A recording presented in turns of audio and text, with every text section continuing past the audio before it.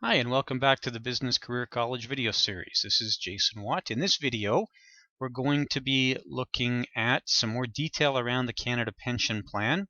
And specifically, what we're going to look at here are Canada Pension Plan disability benefits. Now, they're a hard benefit to access,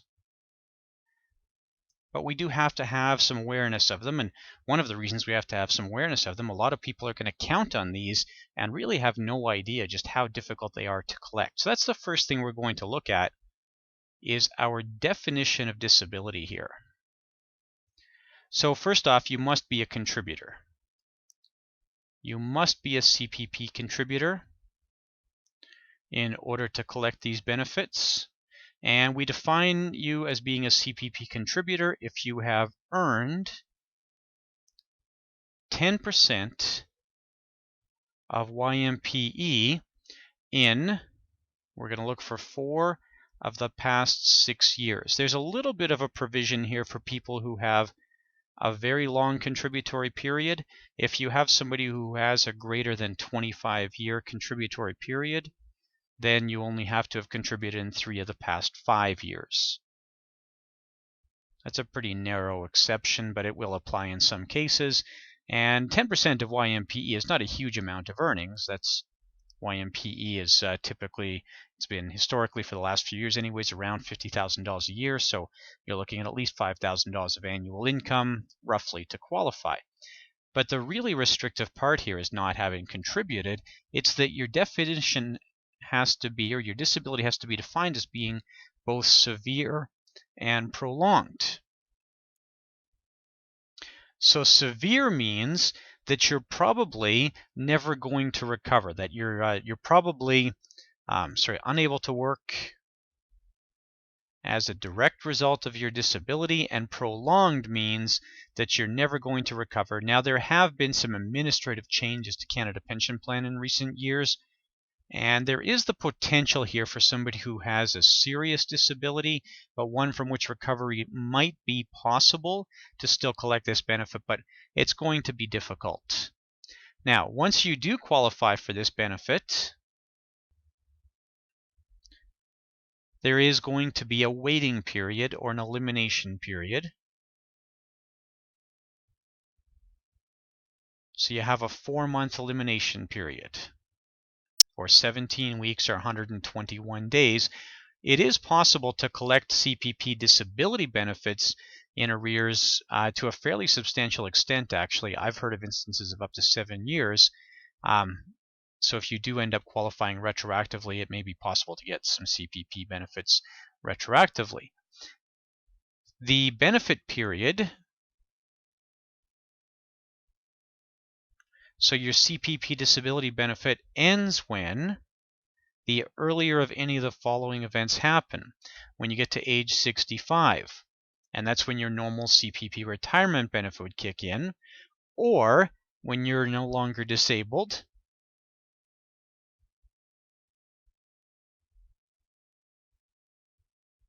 and I'm sure I don't have to indicate this, but this would include obviously somebody who has died, because then you're no longer disabled.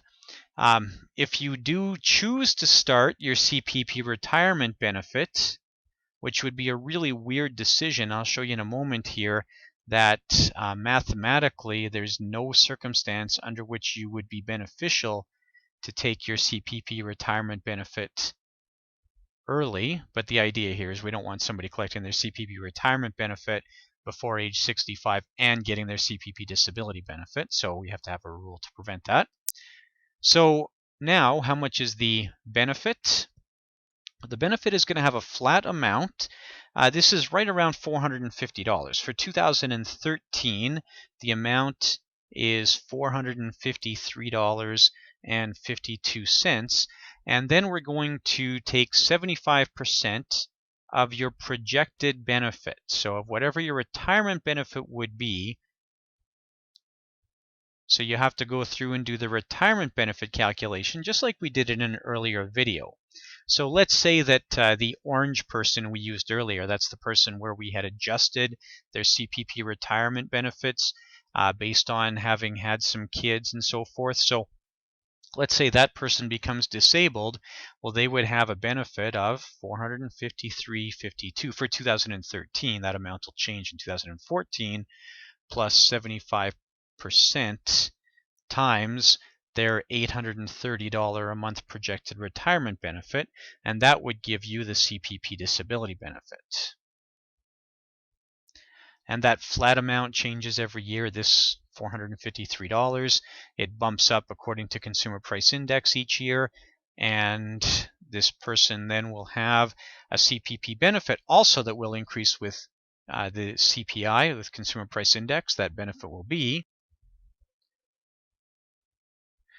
it'll be $1,076 a month, roughly. And like we've mentioned before, that amount will be taxable,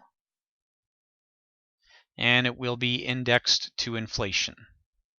So it will grow every year to match with the Consumer Price Index.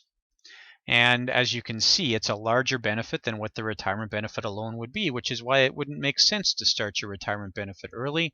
That would be a really weird decision. Now, one other thing that you might run into, this is a common sort of exam question, and it does happen in real life, mostly with group long-term disability, is we have what's called the CPP offset. This is a good concept to know anytime we're dealing with disability insurance anyways, and a lot of exam questions are going to use this concept. So the CPP offset says if you qualify for any CPP disability benefits, that you would have the potential to have your group disability benefit reduced. So let's say we have somebody who does qualify for a group long-term disability benefit of,